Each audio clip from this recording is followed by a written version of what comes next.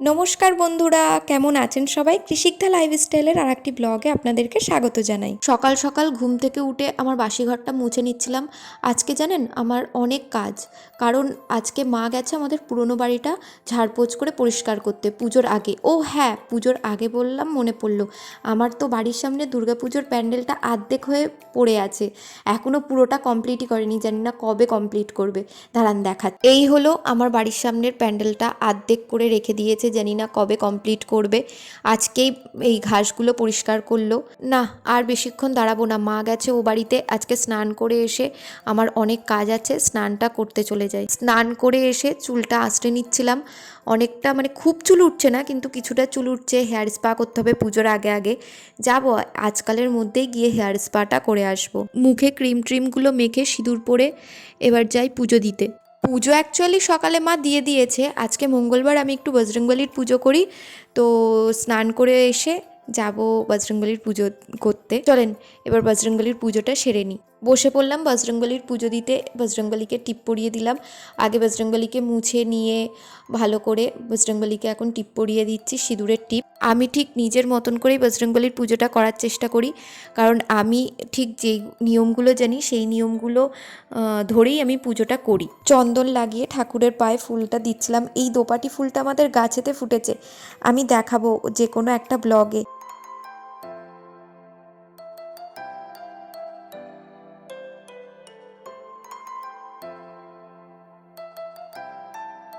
ঠাকুরের পায়ে ঠেকিয়ে গোটা ফল দিয়েছি।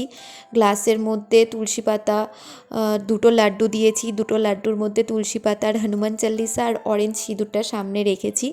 দিয়ে আমি পুজোটা করে নিচ্ছিলাম। একটু ধূপ প্রদীপ জ্বালিয়ে পুজো করছিলাম।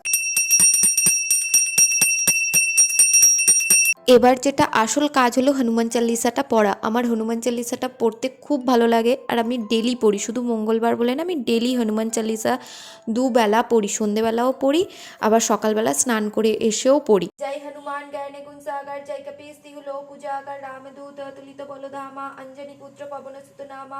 হনুমান চল্লিশাটা পড়ে নিয়ে আমি হনুমানজিকে ভালো করে নমস্কার করে আমি হনুমানজির সামনে যেই ভোগটা দিয়েছিলাম কিছুক্ষণের জন্য, সেই ভোগটা আমি হনুমানজির সামনে রেখেছিলাম। দিয়ে তারপরে আমি চলে গেছিলাম ভাতটা বসাতে। এখানে চালটা ধুয়ে নিচ্ছিলাম, তারপরে আমি ভাতটা বসাবো। ভালো করে পরিষ্কার করে চালটাকে অনেকবার ধুয়ে নিয়ে ভাতটা বসিয়ে দিলাম। ভাতটা বসিয়ে দিয়ে তারপরে আমি আমার খাবারটা করব। খাবারটা বলতে মানে ব্রেকফাস্ট করব।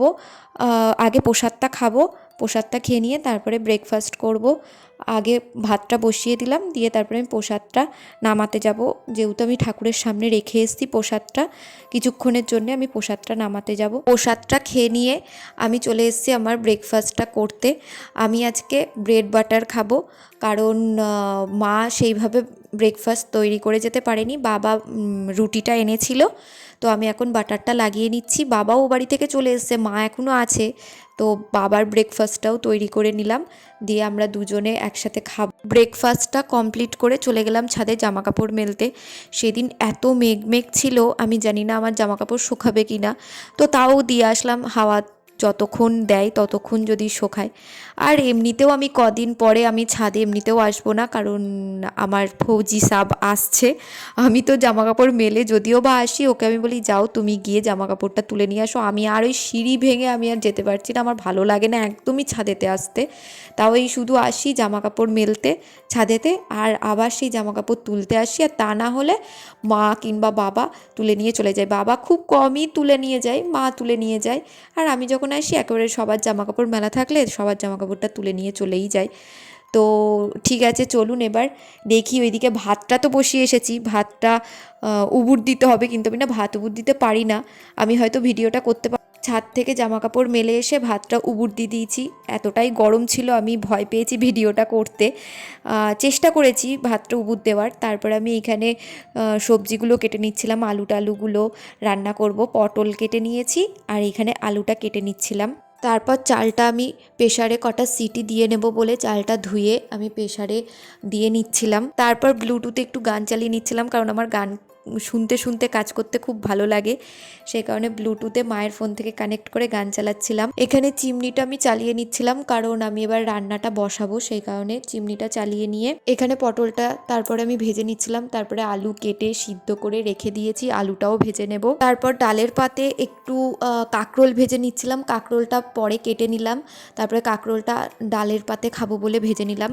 দুপুরের খাওয়া দাওয়াটা সেরে নিলাম। এটা তখন অনেকটাই শেষের পথে, আমি খেয়ে আর অল্প একটু ছিল, তো তখন আমি ভিডিওটা করলাম। আমি ভাবলাম এই ভিডিওটাই শেয়ার করি, আর সাথে একটু ডিমের মামলেট করে নিয়েছিলাম। দিয়ে সন্ধেবেলা ঘুম থেকে উঠে অনেকক্ষণই আমি ঘুম থেকে উঠেছি, হনুমান চাল্লিশাটা পড়ে নিয়ে 7টার সময় গেলাম নাচের রিহার্সালে, কারণ সামনে দুর্গাপুজো আসছে। আমি মানে নাচ শিখেছি, কিন্তু এখন ছেড়ে দিতে হয়েছে, মানে এখন ছেড়ে দিতে হয়েছে বলতে আমি এখন ছেড়ে দিয়েছি। তো এখানে আমি চলে এসেছি রিহার্সালে আমাদের ক্লাবে। তো এই নাচটা মানে আমরা খুব মানে শখ করে তুলিয়ে দিয়েছি। আমি গানটা ঠিক দিতে পারছি না, কারণ কপিরাইটের ভয়েতে আমি গানটা দিতে পারছি না। আমরা মানে খুব মজা, এত মাস্তি করি আমরা রিহার্সালে গিয়ে, এত মজা করি, আমার তো খুব ভালো লাগে। যেই দিন আমার অনুষ্ঠান থাকবে আমি সেই দিনও ব্লগ করব, আমি ভিডিও শেয়ার করব আপনাদের সাথে, আপনারা দেখবেন। আর এবার বুঝতে পারছেন আমি কেন এতদিন ভিডিও দিতে পারছি না, এই ব্যস্ততার জন্য আমি পাচ্ছি না ভিডিও দিতে। তারপর আমি রিহার্সাল থেকে এসে অনেক রাত্রিরই হয়ে গেছে, প্রায় 10টা 10:30 বেজে গেছে। এসে আমার শরীর খুব ক্লান্ত, সেই দিন এত গরম পড়েছিল, আমার শরীর ভীষণ ক্লান্ত হয়ে গেছিলো। তো আমি জামা কাপড় ছেড়ে নিয়ে আমি ফ্রেশ হয়ে নিয়ে রাত্রিরের খাওয়া দাওয়া সেরে নিতে চলে গেছিলাম। রাত্রিরে খাওয়া দাওয়া করে নিলাম, এবার যাব শুতে। তো আজকের ভিডিওটা এই পর্যন্তই। ভিডিওটা ভালো লাগলে লাইক কমেন্ট শেয়ার করবেন। আমার চ্যানেলে নতুন নতুন ভিডিও পেতে চ্যানেলটাকে সাবস্ক্রাইব করবেন। ভালো থাকবেন, সাবধানে থাকবেন, টাটা।